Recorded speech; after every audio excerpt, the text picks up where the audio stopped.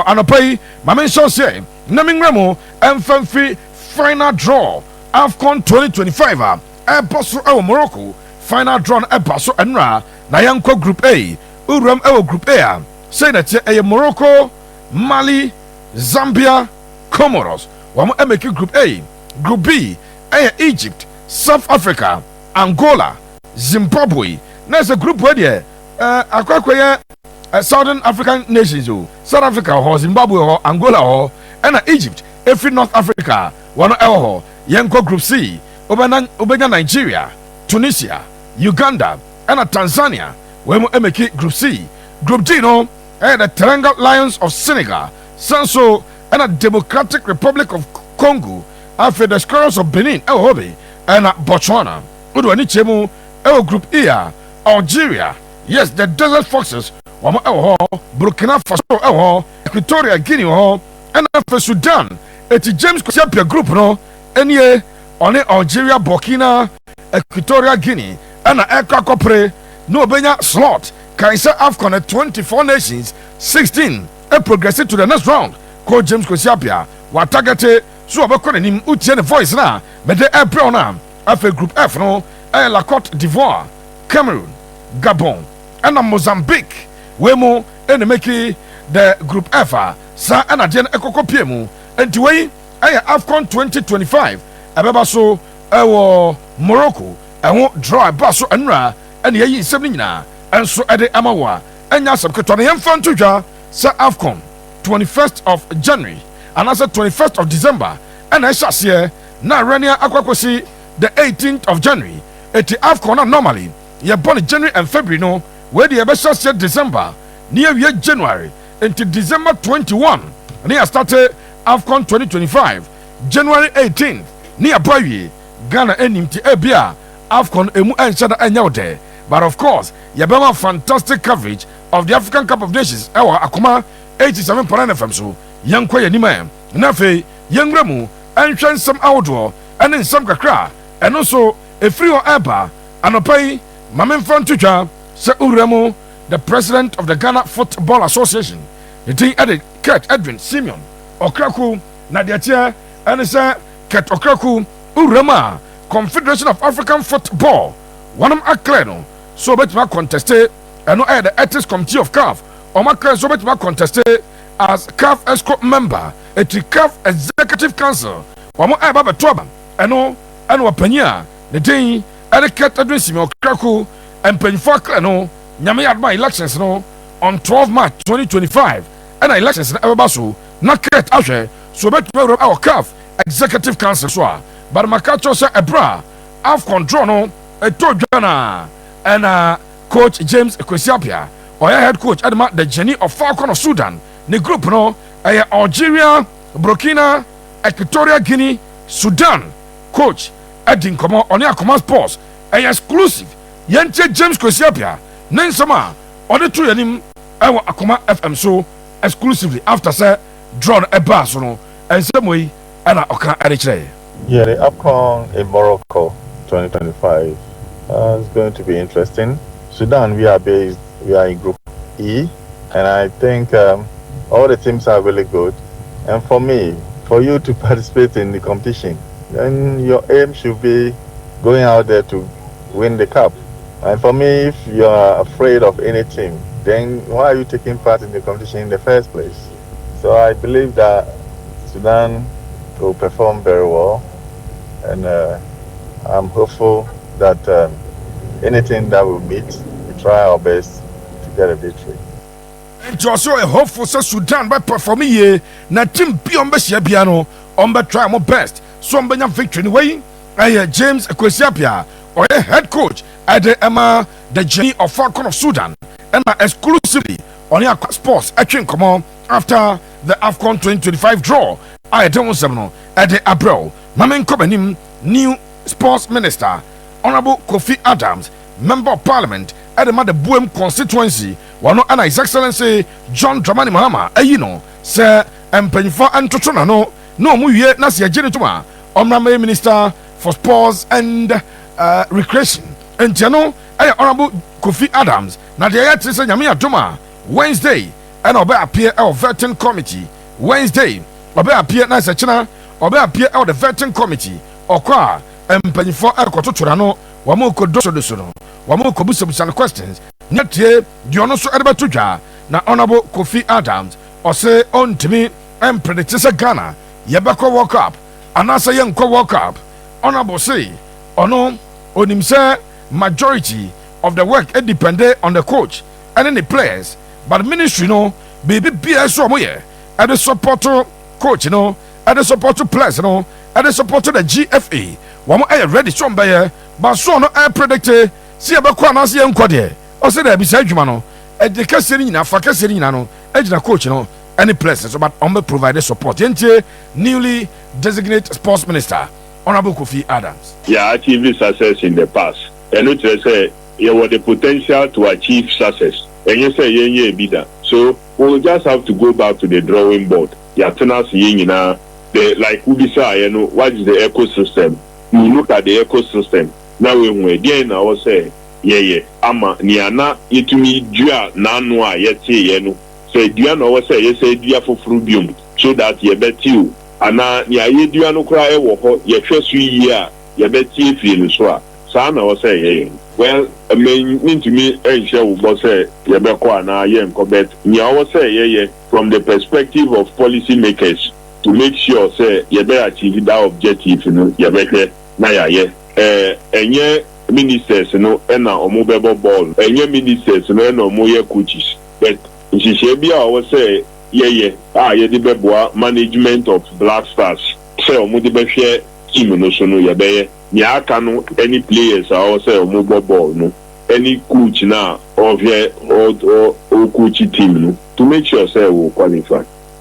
Honorable Kofi Adams major national issues are Ghana Football Association Executive Council member Mr. Frederick Echampo Dudona Fedachi SEM fan to say GF for the Omaye ready say Omo at the van eba no say van will be on a renter basis. Nancy Ekwako fan at the aba abra rente or say when the funds are available the association will purchase more in terms of sika bar na FN eto sika bar no mo eto or say van there Omo ebe station e obabi bako na Omo make sure say Omo eye ho dwontinya all league centers and ebenya van bienche explanation Mr. Frederick Echampo at the Emma Akoma Sports in that exclusive interview with Emmanuel Owusu later. For the finances and the power purchasing power, I think that we should have it around. But before we need to be getting the stadium because you cannot be sending VAR around all the stadium we have in Ghana. Maybe the well-equipped ones because you need a lot of equipment to implement it. So maybe Kumasi Accra Stadium, if there are a lot of matches there, you can be implementing the VAR there. But it costs a lot. The strategy is there. I think the plan is that we want to get one, maybe I think on rental or something. And maybe if you have the funds, we can purchase more. I mean, there's a strategy for that. There is a strategy for that. And Jomoshe say omoba rente na sika bano no matter. And we say be a well-equipped stadium. I just say Baba Era be a Accra Sports and answer University of Ghana Stadium. I heard you bet me at the Vanako. It in all centers. Aha, and afraid to say. I said the idea bar. Nansa John 42 Namu Bogu and the idea bar Namu Bogu and some support you embrace it adiano. Now actually you embrace it ye. A better than a competition a vow baby vanny baby. Nanti I meet Achi. Says a moka yanama drum say. And San John Fonna Yan say Yana idea. What to be that? And the examples you seek to create are ridiculous to say the least. And yesterday CAF Champions League. Yesterday CAF Champions League. Stage at VAR enim. Stage in VAR enim. Stage na VAR enim be enim. When we get to where there is VAR, be a VAR. There is nobody gaining advantage or disadvantage over the other. If VAR brings an advantage, it should be equal advantage to all. If VAR brings a disadvantage, it should be a disadvantage to all. Adentina, yade VAR besi kumasine nkai. Na domane bechem ne enyinase ebinio. Do you think there's fair competition? And sometimes you say we don't want to embrace it. Uri yente sansem. No, the playing, but VAR is not implemented in all matches. In England, they are playing last weekend. I think they played the League Cup or something. They were not VAR, but they eliminated people from it. Referees made decisions that other people, disagreed, but they eliminated.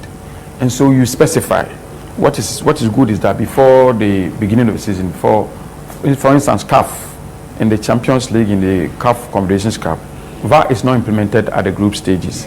It's only at the knockout stage leading up to the final, from quarter, semi-final, and final.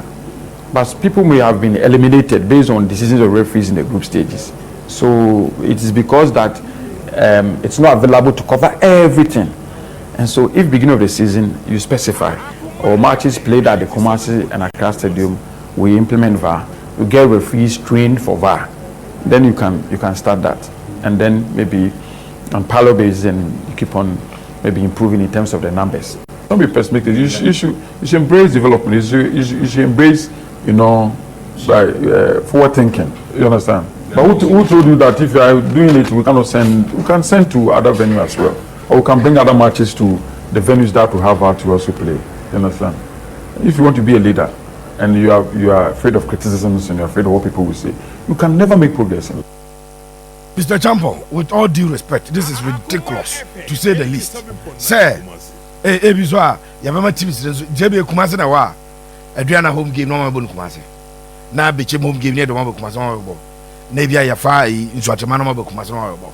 This is ridiculous. And you sought to give the explanation, and the explanation gave you up. Explanation how they might actually, and no cresse, the prelims of CAF interclub competition. There is no VAR. Across board, there is no VAR. Yanka say, you implemented the baby, but me implemented the baby. But where there is VAR, there is VAR. Yanka say, you do knockout stages at there is VAR. Who you there VAR?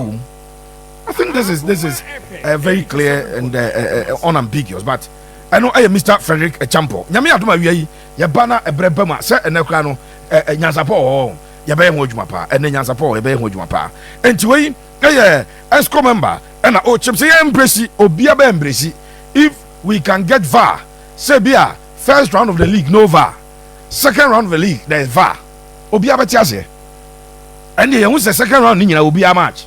Now some venues there will be VAR venues mpacho. Yankwe ni. May call Dr. Prosper Nete Ogum Asante Kotoko, head coach na share. Asante Kotoko, club, ni social media handle so. Say Omodiaba, the reintroduction of the virtual seat challenge. Reintroduction of the virtual seat challenge. But your virtual seat, ayade bia utie na unim virtual seat. Enra unim se meeting kase akoso. Na sa meeting na se epo ba company for a boy. And it's a assign so at the virtual seat yamfa credit and from the seno virtual seat an initiative of Nanaya and Posan led management. One of the virtual seat here. At that time, okay, I said not COVID about enti na stadium crazy many panko hebo I feel much of a beam. And Nanaya Posa Eunza Debi. As a COVID na ban affecting the mentality stadium and safe. And to the Kotoko at the Momo number etuja.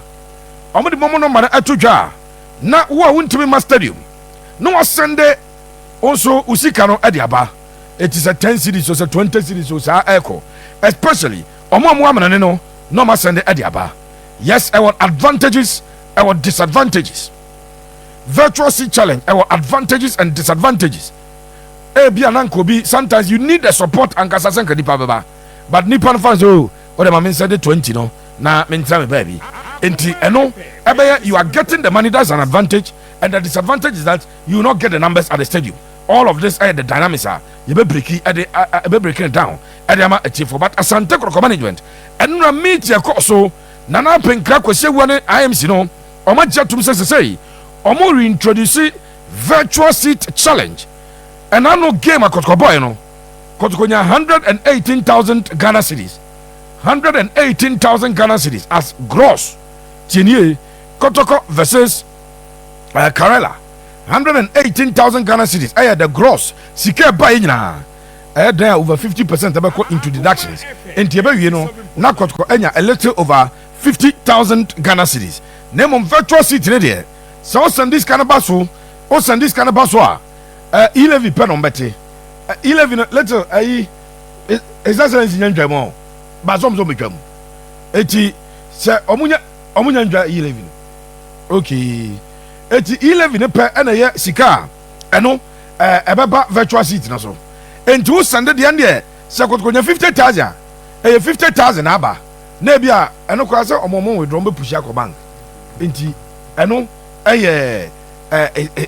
kotoko virtual seat no aba back we sedisi etie eno no na opanya de din ade Dr. Prosper Nete Ogum ena akasa ade afa low attendance ewo Babaya Sports Stadium kotoko games no o se unpleasant ensani yentie kotoko coach Prosper Nete Ogum. I think it's not pleasant. It doesn't make us feel happy. I mean, the game is about the 12th player, especially when you are playing at home. The 12th player is the supporter who comes and sings and then chants and does all the necessary things to make sure that the players are on their toes to deliver throughout the 90 minutes. As you said, we are playing some good football. We are getting them the results, but then they are not coming. For me, I cannot tell the reasons why they are not coming. But then what I'll tell them is that we need them. Kotoko is a big club, over 10 million followers, 10 million supporters or fans, and I'm sure Babaya is about 40,000. So, I mean, it's just a small number. As a coach, I'm also appealing to them that they should try that on Mondays. They come in their numbers. I know I Prosper Nete Ogum, Asante Kroko head coach. No say was supported baby. Babaya efa nipa beye 40,000, 44. Yes, Remo. Mumra na Dr. Prosper Nete Ogum. And I say about justice in Kuku Blay. Abaso or say hey, Justice Blay. Osha ni leadership qualities. Or Justice Blay. Acquire effort ni leadership benefit club na immense. Abonabaso. In terms of leadership, I think we all know Blay. In terms of performance, he's always there when we have the ball. His positioning and repositioning, fantastic. His distribution, ball distribution, his distribution of energy. When we don't have the ball, his marking, his tackles. I mean, he brings some stability. He brings some confidence. He brings some drive in the middle of the park for the team. And I'm happy for him. And as a leader, these are some of the qualities you need to exhibit. And I'm happy that he's the captain and he's exhibiting these qualities and is giving the team a lot of resources. No, already thing at the Prosper Nete Ogum. Now Ogum, more sign players. Quite better before so. Yes, our players in also our plan. I have a or the new players will be introduced among Kakra, the planner or the new players, Ebe Bobino, and a Prosper Nete Ogum. Actually, we've seen them. We want them to get to a certain level before we introduce them. So what we are doing is that they train with the first team and train with the youth team too. That was exactly what we did to those who came in, and then we signed them. So we need them to be at a certain level of performance before we can throw them in there. As a coach, players don't come and then you throw them in there. You saw Sifa in the team today because he has been playing the league. He's been playing the league throughout. Even Monday, he came on Tuesday, and Monday he played the league game. So when he came and trained with us, we realized that in terms of performance, he was already there. So we thought it wise to keep him in the team so that to encourage him to keep working. So I know I Dr. Prosper Nete Ogum. Nansam I don't know young Kwesi Asmah. Nafe ye ram ewo Captain Justice Nkuku Blay. Justice Blay. I say kotko ne bon enough from the new players no maba no. Ono ankasa Blay ebe guide you kakra na wa guide you se de be ya. On betuma integrate ye e de awura Asante Kotoko team no mo. Justice Nkuku Blay on Asante Kotoko new signings ene kwan obefa so abo omo ama omo awura team no mi. Enye say bia like sika ye de ma ewo bebe ofubai no esha enti wo bakotokwa e bia wo okay ana bibisa entisa sometimes players be wo the show my dream say or more like sir yes lower club na sometimes be wo crowd on training like of funny to say me amebo but kotokwa there no ye training enti say wo bana say wontimi enye sa training na no so betimi ama wo performance na iden aqua down yeah if you ask no so no bia ne how oti also no bia yankopon ye den obo no me there e bia anytime bia me the time say ade me kwakoye no first nkunyimdin ye ne dia ansa na bia me amaba me personal way say yankopon boa me na de me kwakoye bia no enso amanfo ani because me free mediama eba kotoko no de me kan share ma adwum say apart from kotoko me mbo Ghana Premier League team bia me kan yato ho ema House of Friday matem nti sa adwun na wo metim a ma me hye kotoko jesia metimi put me best because me say me ye ne a medidi ewo ho de me ye de abo mo no say metimi eno ma kasa abodo mo confidence na maka de wo team no mu e de akere mo no mo so metimi ayeden afa na mo de ayeden mo de awuram e wo second round no mo de abakan ho eno aye kwan obefa so aboa new players no eno so obekan se be wo team nim akere mo obema mo confidence na omo enso atimi abeka mo second round yi na ne omakoye justice play eso obesre national sports authority obesre mo pa say baba sports stadium pitch no aya omo enwota so na so de no ki justice play pitch na some de maka kakra because me they are my main active me kotoje come nti say bia baba ya say omutimi bia from Monday up to ebia say Thursday kra na nka ebia omo water so kra na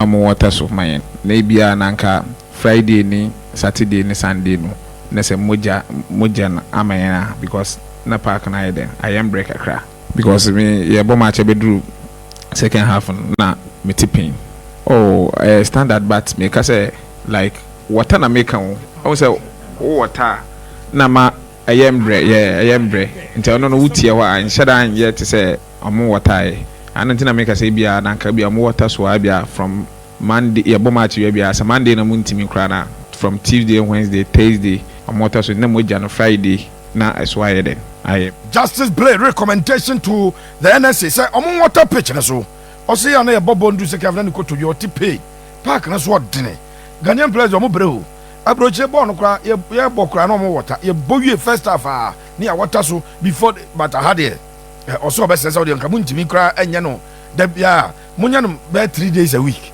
na so nya mre kakra justice play appeal and no make heart folk na Kwesi Asmah story no but mamenya exclusive way enra me bowram ene has mpanyi for edi nko aba Seth Osei dental school boy ekopie mu ewo anyinase na heart folk omo match day squad no one count in fact has panyina me friend no nya we no catch up say dabi no team sheet so na me de has folk official team sheet on publish here no and the Sunday no the Sunday no say oh okay oba and oye call no friend coach Ouattara patoche Ouattara say ono oye coach nyene or experience ye pa na on trust Seth Osei in game dene sa o make sure so this Seth Osei ebe wuram ewo matches wa team say match here eye emu da ho na Seth Osei no ebe piem ewo ebia omunya home game o say Seth Osei fitness no unzo more game enu ntia entinya se bia Seth Osei pra me pacho House of Fox Seth Osei registration problem bia ni wo mawie na set empire na mom coach explanation say game no mkom one na eden and no person be throw set in that game sir entino House of Fox next game am bo e fie no eno so adi o has the point out of line eno so dey pa but o say o yen set no enkakakra Kwesi Asmah House of Fox one more player or midfielder omo ma Kwesi Asmah say ne ball there a typical bison Asian type of football ni bi and akwara no ball osi enfan to just say o sign for House of Folk no a big opportunity, a great opportunity na pressure bia ni no so say na botim kese na ma pressure ba so there send your one kasa a problem o say has a big one enti ade na kasa extra motivation no e wo da yenche Kwesi Asmah on joining House of Folk any pressure or say pressure bia enim. It's a great opportunity for me and you don't need anyone to motivate you in order to play for one of the biggest clubs in the West Africa, or let me say Africa in the whole. So I'm motivated myself and I'm ready to go. It's not that easy, but it all depends on the mindset and I'm ready for it. As a footballer, you always have to be ready. We know our job. A coach goes and comes at any time. So even in my former team, there was a change of coach, and he still found a way to adjust to the system that he is playing. So I've been training with the team too for a while, so I feel I fit into the system very well. Yes, Kwesi Asmah, I don't know. Now, Kwesi Asmah, young fan to just no buy. So, Ababwa, no improve heart to folk. Now, a new Makuye, didn't you buy no? Ababwa, I'm a has a improve, or Bababwa a improve has. Well, I feel I can improve the team in a way from the way I see how they play. I don't think it's bad, but with my quality, I can also help in other ways. It's one of the biggest clubs in Africa. You don't need anyone to tell you this. I don't listen to the social media or whatever is going on out there. I just need to do my work. That is all. What my coach asks me to do, that is all. Just improve myself on the field and also improve my teammates in other areas. Yeah. Yes, and the questions must be improve on no improve has no improve on no more. Yes, now God and I know Siakai Division 1 now God. Also baby improve bia. We kakra. I know if you ever Vincent Tatenga or say the angel free has near na ed so no Vincent Tatenga obeka wasem. Na or say or can yana had more. Mediama de Utimika, Udi Vincent Atenga, Nensama or the etu yanim on the angel free hat to folk and a home answer. About me leaving Mediama, you know, they said when the praises are high, you need to leave the stage. So I think whatever I want to do at Mediama, whatever I want to do for Mediama, I think I've done it. So I need to leave there, and then I'll seek for a new challenge. So that is why I left Mediama. There's no big deal about it. I was supposed to stay, but I talked to my father. I call him my father Moses Parker, and I explained things to him. I told him I need to seek a new challenge because that place is my house where I feel comfortable. But you know, as a man or as a footballer, you need to seek challenges most of the time because if I'm there, I'll feel relaxed, I'll feel comfortable because I'm at home. But I'm not that type. I'm the type who seek for challenges and stuff. So no, for House of Folk issue, it's very dicey. It's very controversial. So I don't want to talk about House of Folk. For House of Folk issue, I find it difficult to talk about it because it's hurt me. It has blocked so many chances. I appreciate whatever Togbe and the management did for me, but it was one or two reasons that got me hurt.